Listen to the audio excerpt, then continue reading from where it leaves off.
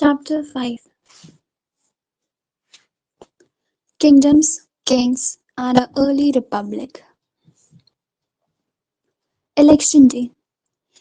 Shankaran woke up to see his grandparents all ready to go and vote. They wanted to be the first to reach the polling booth. Why? Shankaran wanted to know. Were they were so excited? Somewhat impatiently. His grandfather explained, "We can choose our own rulers today." How some men became rulers. Choosing leader or ruler by voting is something that has become common during the last 50 years and so. How did men become rulers in the past? Some of the rajas we read about in chapter 4 were probably chosen by Jana, the people. But around 3000 years ago, we find some changes taking place in the ways in which rajas were chosen.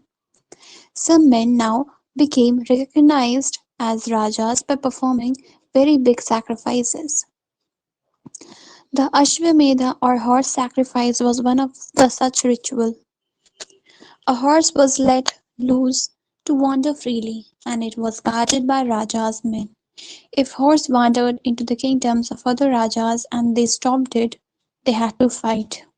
If they allowed the horse to pass, it meant that they accepted that the Raja who wanted to perform the sacrifice was stronger than them.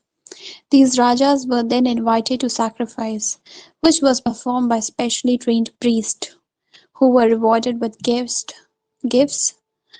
The Raja was organized the Raja who organized the sacrifice was recognized as being very powerful, and all those who came brought gift for him.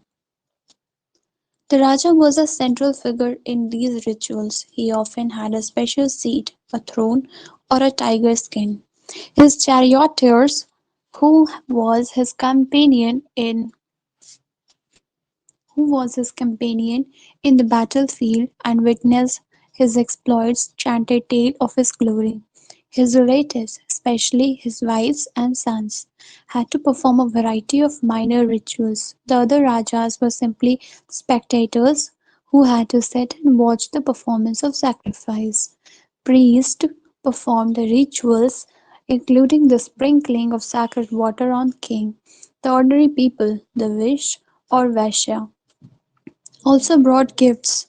However, some people, such as those who were regarded as Shudras by priests, were excluded from many rituals. Make a list of all those who would be present at the sacrifice, which are the categories that are described in terms of their occupation. Varnas. We have many books that were composed in North India, especially in the areas drained by Ganga and the Yamuna during this period. These books were often called later Vedic because they were composed after the Rig Veda, after which you learned in chapter 4.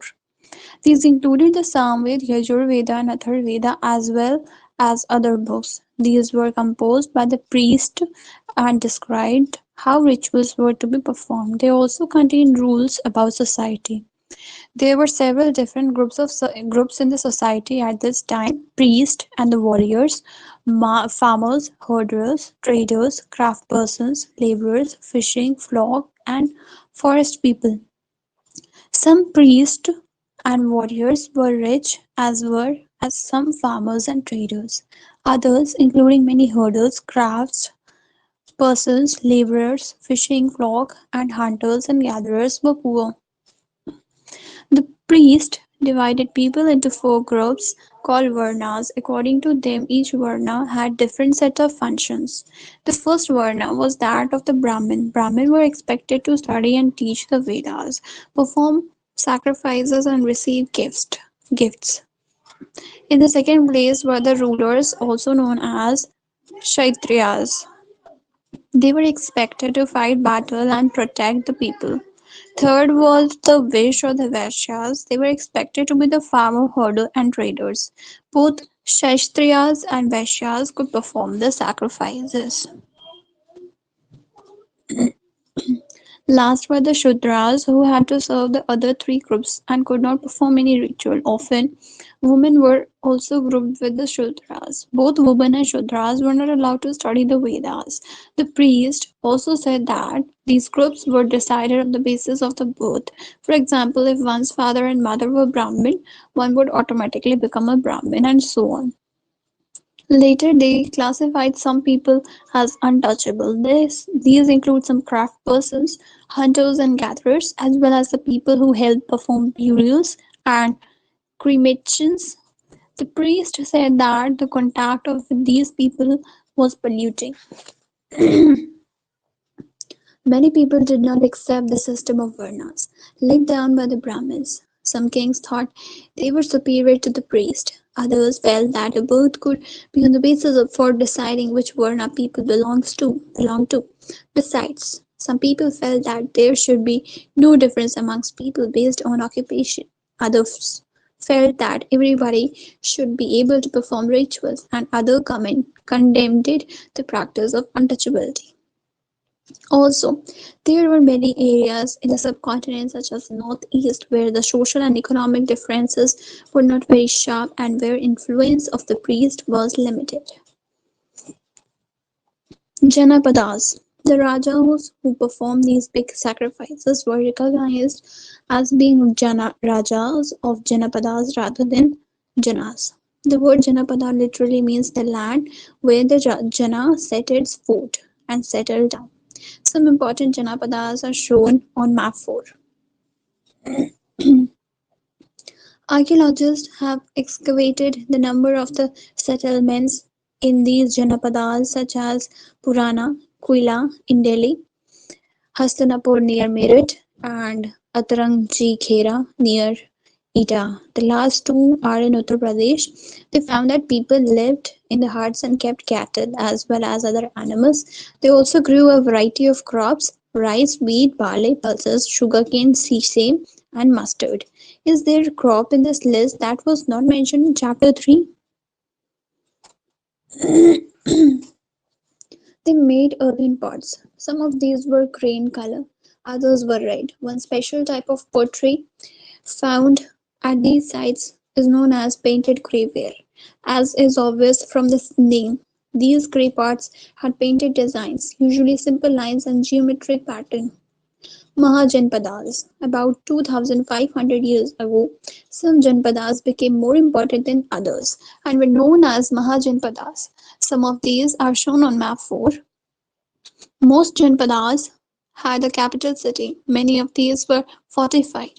This means that a huge wall of wood, brick, or stone were built around them. Forts were probably built because people were afraid of attack from other kings and needed protection. It is also likely that some rulers wanted to show how rich and powerful they were by building really large, tall, and impressive walls around their cities. Also, in this way, the land and the people living inside the fortified area could be controlled more easily by king. Building such a huge wall requires a great deal of planning. Thousands, if not lakhs, of brick stones had to be prepared. This in turn meant enormous labor, provided possibly by thousands of men, women, and children. And resources had to be found for all of this. The new Rajas now began maintaining armies. Soldiers were paid regular salaries and maintained by king throughout the year. Some payments were probably made using punch marked coins. You will read about these coins in chapter 8. Taxes. As the rulers of Mahajanapadas were building huge forts, maintaining big armies, they needed more resources and they needed officials to collect these. So instead of depending on the occasional gifts brought by the people, as in case of Rajas of Janapadas, they started collecting regular taxes. So taxes on crop were most important. This was because most people were farmers. Usually the tax was fixed at 1 by 6th of what was produced, and this was known as bhanga or a share. There were taxes on craftspersons as well. These could have been in the form of labor. For example, a weaver or a smith may have had to work for a day every month for a king. Herders were also expected to pay taxes in the form of animals and animal produce. There were also taxes on the goods that were brought and sold through the trade, and hunters and gatherers also had to provide the forest produce to the Rajas. Change in agriculture. There were two major changes in agriculture around this time. One was the growing use of the iron plowshares. This meant that heavy clay soil could be turned over better than with the wooden plowshares, so that more grains could be produced. Second, people began transplanting paddy. This meant that instead of scattering seeds on the ground from which the plant would sprout, saplings were grown and then planted in the fields. This led to an increase in production of many more plants survived. As many more plants survived, however, it was black-breaking work, generally slave men and women, dasa and dasi, and landless agricultural laborers, kamakaras, had to do this work. A closer look of Magda. Find Magda on map 4. Magda became most important Mahajanpadas in about 200 years. Many rivers such as Ganga and Son flowed through Magadha. This was important for transport, water supplies, making the land fertile. Parts of Magda were forested. Elephants, which lived in the forest, could be captured and trained for the army.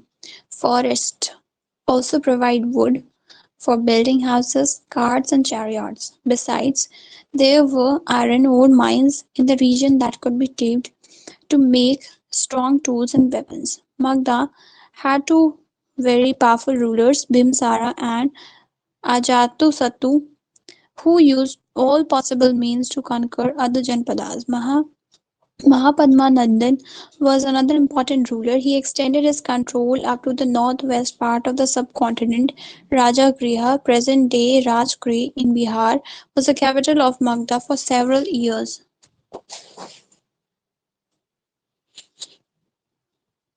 Later, the capital was shifted to Patliputra, present-day Patna.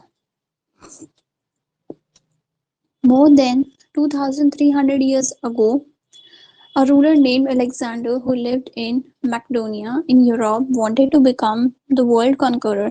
Of course, he didn't conquer the world, but he did conquer the parts of Egypt, West Asia, and came to Indian subcontinent, reaching up to the bank of Beas.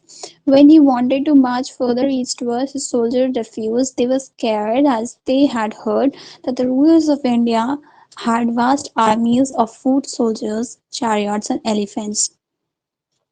A closer look of Vaji.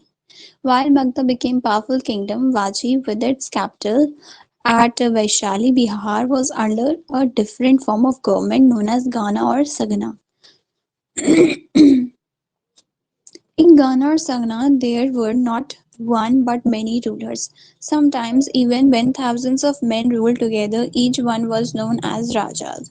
The Rajas performed rituals together. They also met in assemblies and decided what had to be done and how through decisions and debates. For example, if they were attacked by an enemy, they met to discuss what should be done to meet the threat. However, women, dasas, and Kamakaras could not participate in these assemblies. Both Buddha and Mahavira, about whom you will read in chapter 6, belongs to Ganas or Saganas. Some of the most vivid descriptions of the life of in the Sagana can be found in Buddhist book. This is an account of Vaji from Digha Nikaya, a famous Buddhist book which contains some of the speeches of Buddha. They were written down about 2300 years ago. Ajasatu and Vajis. Ajasatu wanted to attack the Vajis. He sent his minister named Vashakara to Buddha to get his advice on the matter. The Buddha asked whether the Vajis met frequently in full assemblies. When he heard that they did, he replied that Vajis would continue to prosper as long as they held full and frequent public assemblies. And acted they met and acted together. They followed established rules. They respected, supported, and listened to the elders. Vaji's women were not held by force or capture. Chaityas, local shrines were meant in both towns and villages. Wise saints who followed different beliefs were respected and allowed to enter and leave the country freely.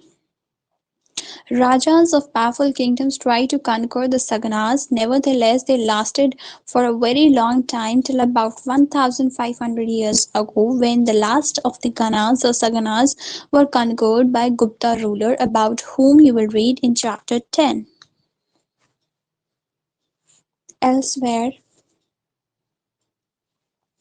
find Greece and Athens in your atlas. Around 2500 years ago, people of Athens set up a form of a government which was called as democracy, which lasted about 200 years. All free men over the age of 30 were recognized as full citizens. They, there was an assembly that met at least 40 times a year to decide on an important matter. All citizens could attend these meetings. Appointments for many positions were made through lottery. All those who wanted to be chosen gave their names, and then some were selected through lottery. Citizens were expected to serve in the army and the navy. However, women were not considered citizens. Also, many foreigners who lived and worked in Athens as merchants and craft persons did not have a right as citizens. Besides, there were several thousand slaves in Athens who worked in the mines, fields, households, and workshops. They too were not treated as citizens. So, here we complete chapter 5. Thank you so much for watching my video. Please like, share, and subscribe to my channel. Thank you so much.